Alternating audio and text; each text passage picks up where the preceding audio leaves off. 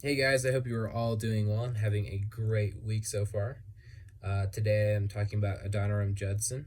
Um, I wrote about him for my first biographical um, paper, and since we talked about him recently in our discussion board, I thought it would be great to just share some additional facts about this guy. Um, so during my time of research, I actually got a load of great resources, um, just sharing really great facts about him. John Piper wrote a really great book called How Few There Are That Die So Hard. And that actually shared quite a bit on just the sadness and depression that he faced while he was on the field, and really dove into just how he struggled through so much, yet he kept pursuing the ministry that God um, put before him. It kind of reminded me of Judson. Kind of reminds me of Job at times, losing everything, losing loved ones, friends, and family, and still following the Lord. But anyway, one of the interesting facts that I would love to share with you guys is um, while Judson was imprisoned, he actually had a really good relationship with one of the prison guards, and the prison guard would let him out into the village at night to help his wife find people that would be willing to nurse his child. Um, Anne Judson was very sick at the time. She was very weak and just could not produce for their child.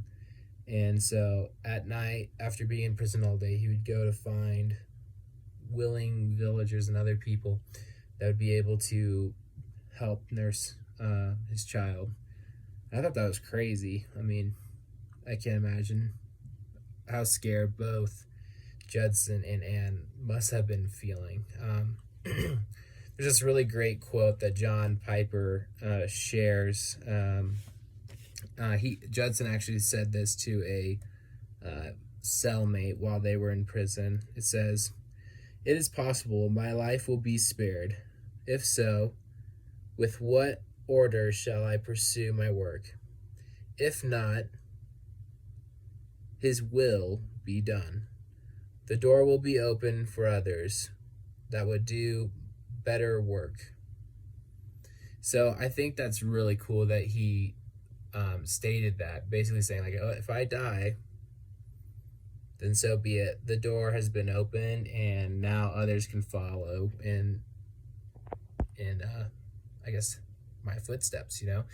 He in a lot of ways was setting the foundational paths for other missionaries to enter into that area of Burma.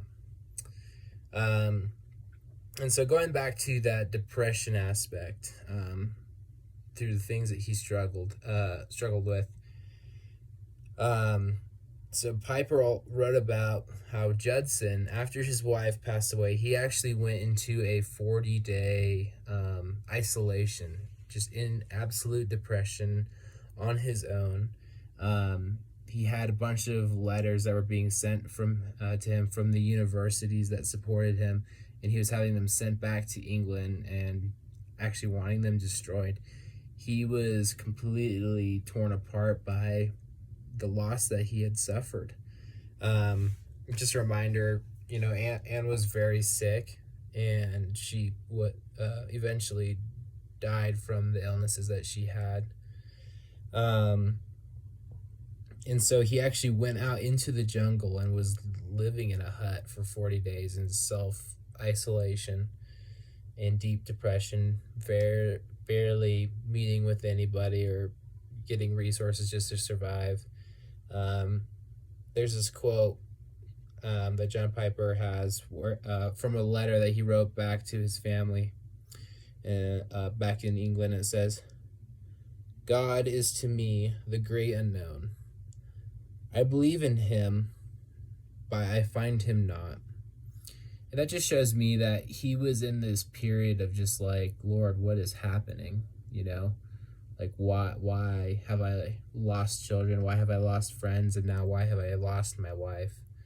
Um, he eventually was able to come out of that depression. God brought him out of that depression and had him continue his work in Burma. And Judson went on to do a lot of really amazing things. Yeah, I just wanted to share those facts with you guys. Hopefully it was something you didn't know and now know. But thanks, and I look forward to watching the rest of your guys' videos.